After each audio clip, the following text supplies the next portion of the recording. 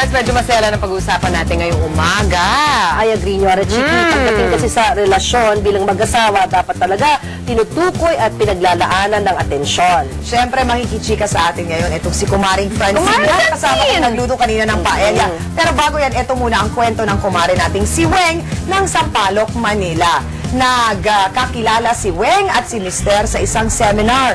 Lecturer noon si Mister at participant naman si Kumare. 15 years ang tanda ni Mister kay Weng, pero sa kabila ng malaking age gap, abay nagkamabutihan naman sila ng loob at hanggang sa nauwi na nga ito sa kasalan. Noong una, masaya si Weng dahil maalaga at mapagmahal si Mister. Yun na lang, pagdating sa something, abay sa kwarto, dumating sila dun sa puntong hindi na matugunan ni Mister ang responsibilidad niya kay Mrs. Ang tanong ni Weng, paano niya ipapaalam kay Mister na naghahanap pa rin siya ng lambing? At syempre, nandito masasaktan yung lalo na yung pride ng kanyang Mister.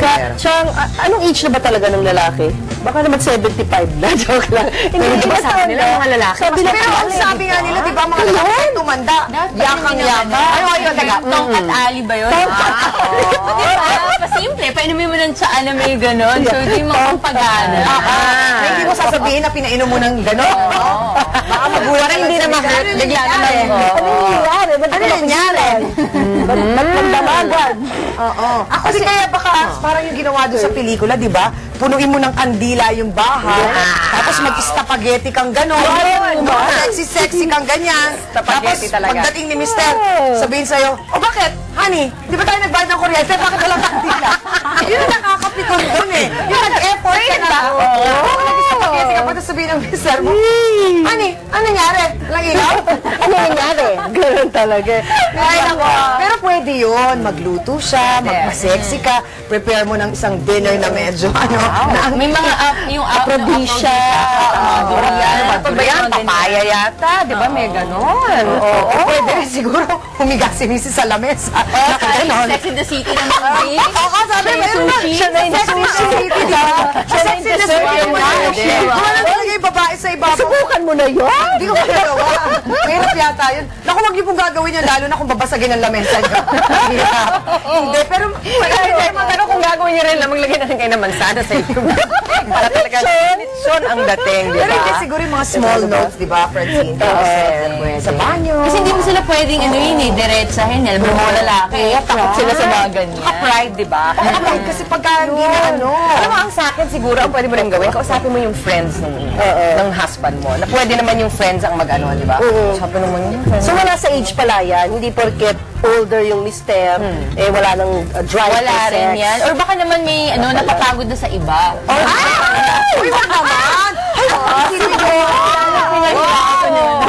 lang din, busy na sa work. Huwag natin entertainin yung mga negative vibes. Pwede. Tama. Baka naman lang busy. Maring Weng, sana yung nakatulong kami sa'yo. Bitin naman ito usapan. Pwede nga 1 hour. Si Francine eh. Pwede ba maghintay si Mickey? Mga 8:30 na siya. Mickey, mamaya ka na lang eh. Maraming salamat anyway sa pagsulat mo sa amin. Sana may natutunan ka. Mula sa mga kumare. Dahil dyan, may regalo kami sa'yo. Dish cabinet, beauty products, isang pares ng fashionable slippers. Hintayin mo na lamang ang aming message kung paano mo makiklaim ang iyong mga premyo. Ito sa mga one-liner. Anyway, babalik ka na lang, ha? Talaga. Oo, mga Mars, ano man ang inyong problema, huwag kimkimin yan. Tara na, pag-usapan niya natin dito sa Kumare Chika. Maraming salamat sa'yo, Francine. Thank you. To see you. See you again.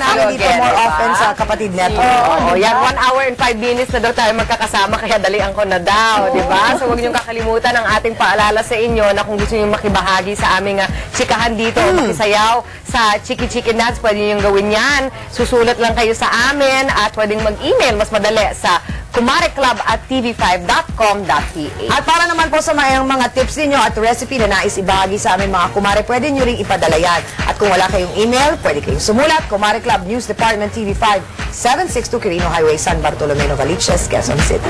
Have a day! Have a day sa ating mga kumare nanonood dyan sa Guam via Mariana's Cable Vision. Maraming salamat sa inyo. Pwede rin kayong magpadala ng sulat sa amin gamit ang email at Facebook account namin.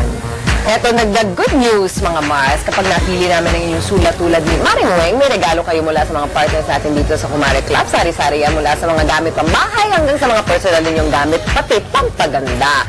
And may FB account din po kami. Hanapin lang at i-like ang Kumare Club fanpage sa Kumare Club sa TV5. Thank you sa Team Bagets ng Salandaan, Caloocan na kasama natin sa kagata ng Jeho!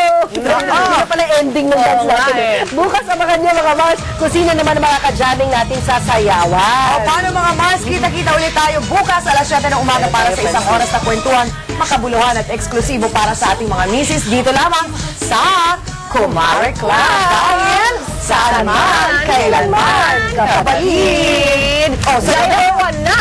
Oh,